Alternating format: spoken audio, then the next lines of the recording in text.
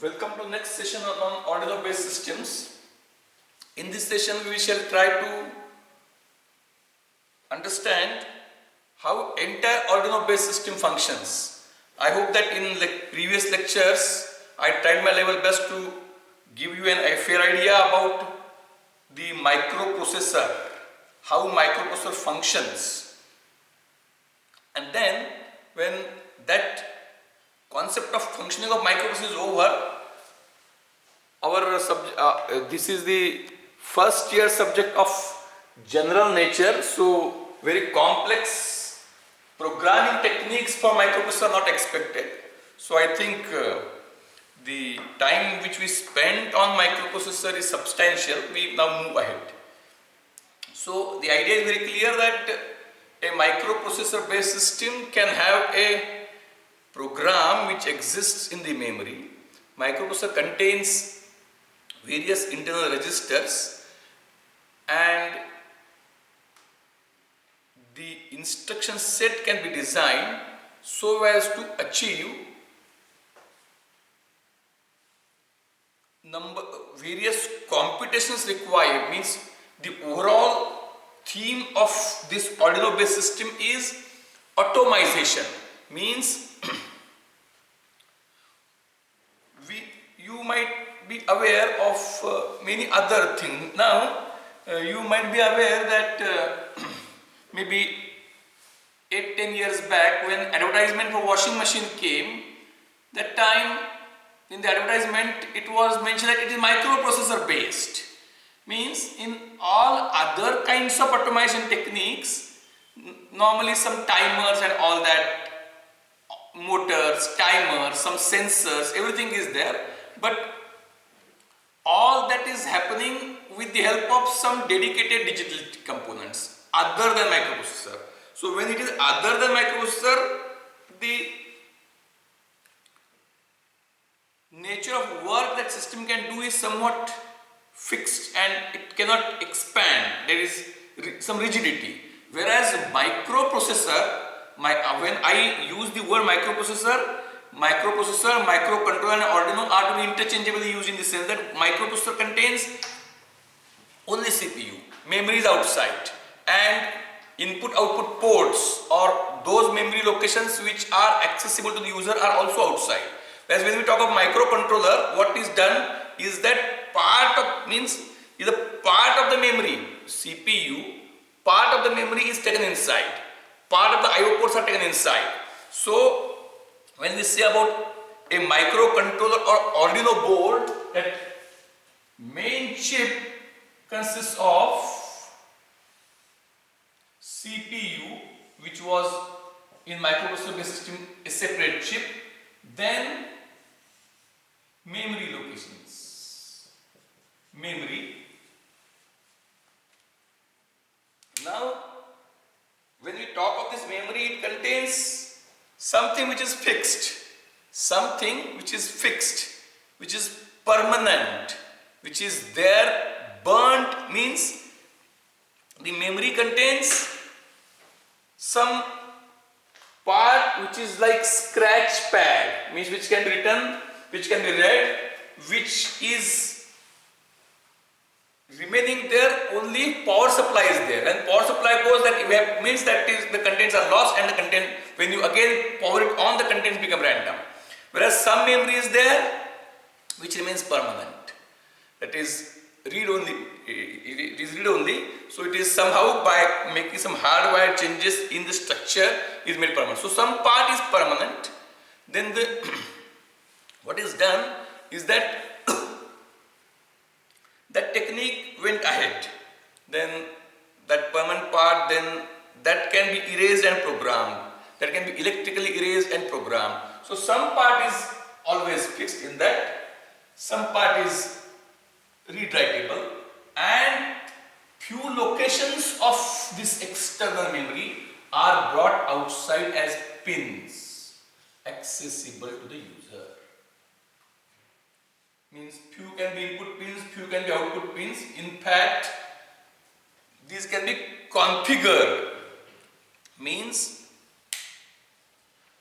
the particular location a particular memory location whose pins are accessible to the user can be configured as input port or output port by the some kind of programming.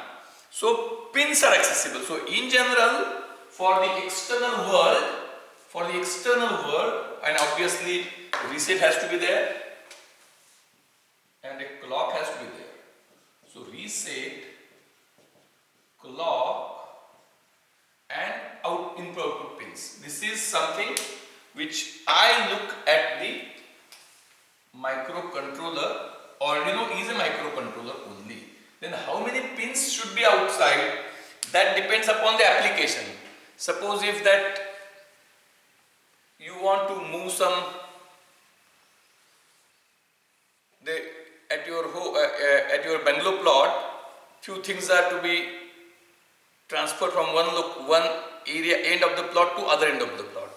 Will you be bringing crane for that? Can crane do that? Yes, crane can do that. But bringing crane for that is non-effective utilization of available resources. Therefore, the microcontroller chip can contain 8 pins, 10 pins, 16, any number of pins. It can be expanded. But depending upon your application, where you are going to use that particular chip. So based on that, the various compact microcontrollers. So what is the correct? Exact today's generation microcontrollers are very compact. Means 8 pins, 10 pins available, so that your purpose is solved. So from user point of view, reset, clock and pins. Then how to transfer program into Arduino? In that case, now what has happened that with computer, remember when microprocessors were available in late 60s, that time computers were using those microprocessors only. So that time that kind of flexibility is what you get, like an integrated development environment, IDE, where you are not required to know. Forget about machine language. Remember that the instruction set of any microprocessor, instruction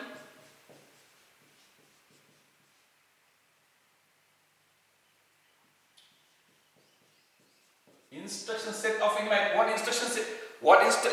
Now I think that for the first year point of view, we have learned a lot. What an instruction is? An instruction is telling CPU to either transfer data from somewhere to somewhere, or to process data, or to have a branch. So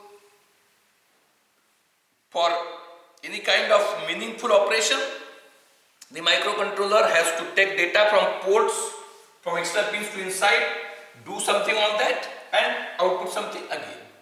So instruction set, it is in binary, that is machine language.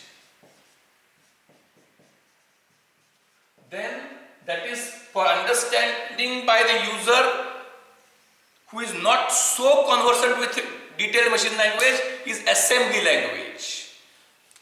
It is English-like language. English-like simple words are used. But there is now, because of the advancement in the technology, there is no need for you to understand that as well. You can straight away go for programming at higher level language like C, Python. Now there are n options. You just program whatever you want to your logic. You write the program in IDE. For that purpose, there is no need for you to know the instruction set of the microcontroller or Arduino. You write it. That will automatically convert it into machine language. Then that program will be transferred from CPU inside the Arduino. That program will be transferred from CPU inside the Arduino, and Arduino will start functioning. And even if you now remember that one very important thing to be informed is that Arduino board is connected to computer, but Arduino board doesn't act as a peripheral of computer. The role of computer is restricted only in transferring the program. After that, Arduino functions independently.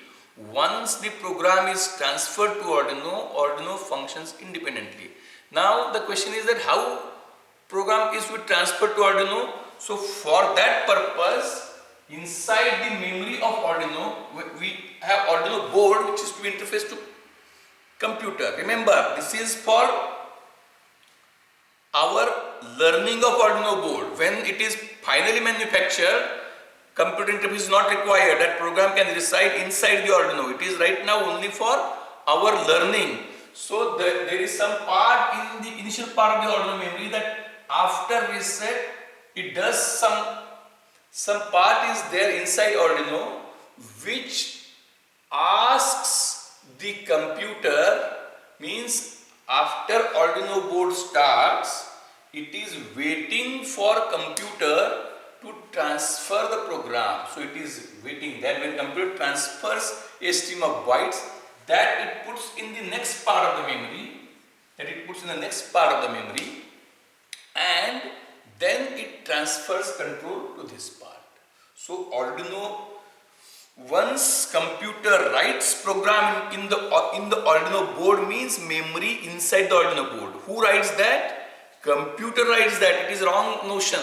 It is Arduino board, that is there is a program in Arduino which receives file from computer and it itself stores it in the memory. Means suppose I have to go for a journey. Then what I do? I go outside, I bring tickets, I do hotel booking, and then I start my journey. I start there. So Arduino, there is initial program in Arduino. That program facilitates getting the next program from computer via USB interface. Computer, it gets that program.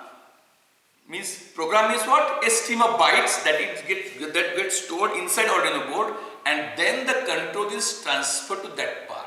So when we transfer and execute the program, you have seen in the videos that Arduino, the program written by you and transferred in the Arduino board takes control of the program, takes control of the system, and that program starts executing. So now the question is, I think for those who have understood all previous contents, or even for those who have not understood, I will summarize in brief that the entire Arduino based system subject deals with it contains CPU memory inside. CPU contains few memory location called as registers. There is instruction set. With using all that thing, you can read the. So for the user, who is a human being ultimately, the meaningful part is some pins on which the human being can set some values which Arduino will read, and some other pins on which Arduino will set that which human being can read. Means for an input pin to Arduino, it is human being. There is a switch which means if there is an input pin to Arduino, this is accessible to me, end user. So I can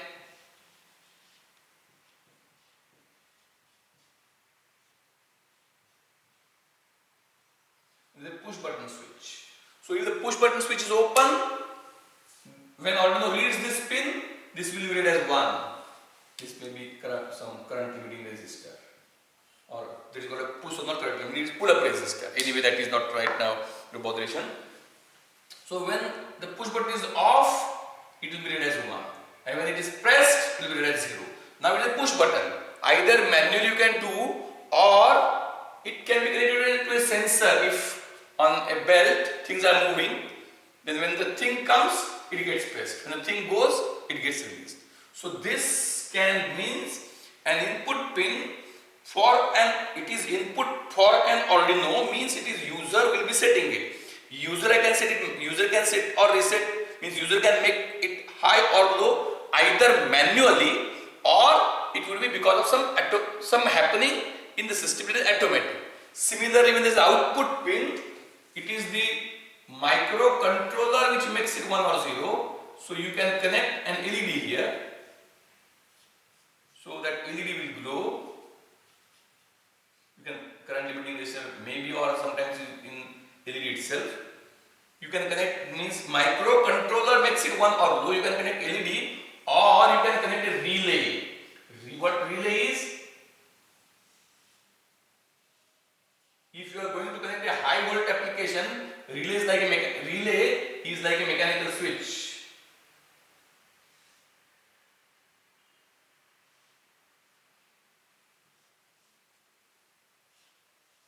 Relay.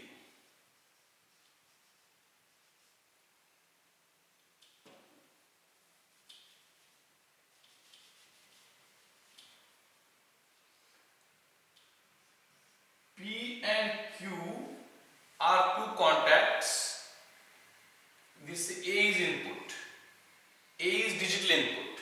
So for the relay, if A is 1, means you can have, now we can have transistorized switch, or you can have electromagnetic relays. So when A is 1, P and Q get connected, and when A is 0, P and Q get disconnected. So using this microcontroller, you can have an output, and that you can connect to a relay. So if I output 1 here, it will be short. This will be connection. If I output 0 here, it will be open. So using that, you can connect a motor, heater, all kinds of high voltage applications on the other part of the system. So this is various ways in which input and output pins can be connected. Then one more thing which is extremely important. So this we talked about only those inputs, a single switch, a single output, 1 or 0. But suppose if we are having a temperature controller system.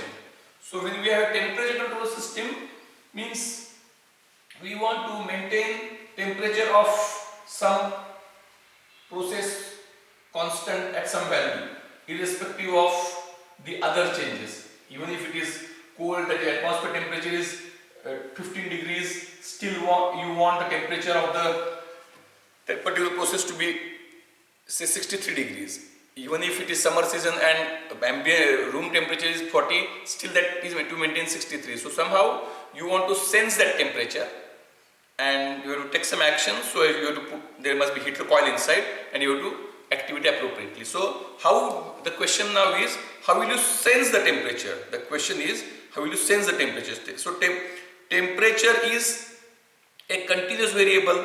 Temperature is a continuous variable. The question is, how will you sense it? So for that purpose there is a temperature sensor. LM35, that numbers and all that is not important. LM35 is a temperature sensor, and using some kind of other arrangement, you can ensure that the temperature sensor will, all kinds of presetting and setting range and all those things are to be done. So what will happen is that the temperature will give you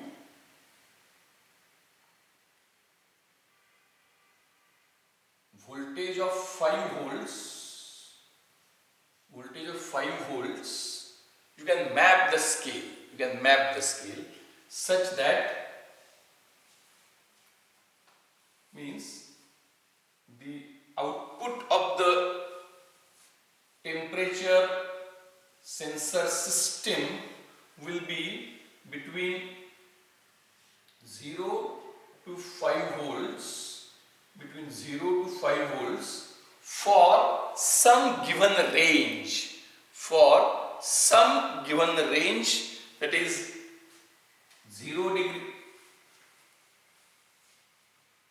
means that you can set that as a prescaler. 0 degree centigrade will correspond to 0 volts, and let us say 100 degrees centigrade will correspond to, or let us have 200 degrees centigrade will correspond to 5 volts, 2.5 volts, and so on. So in general, whatever is available here is some continuous value between 0 to 5 volts. If you put a moving coil voltmeter, you will find that the range, it is moving continuously depending upon the temperature value. Now the question is how this can be read by Arduino. How this can be read by Arduino? Arduino does not, otherwise microprocessor does not have a pin, because up till now we have learned that the microprocessor can only understand 1 and 0, but that would be not of any use when we are dealing with real-time variables which are continuous in nature. So for that purpose, there is a concept of analog to digital conversion.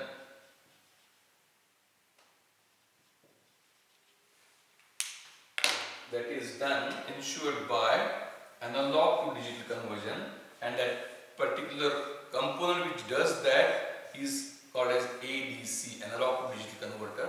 In the next part of this session, immediately we will be going through this concept of analog to digital conversion. Thank you.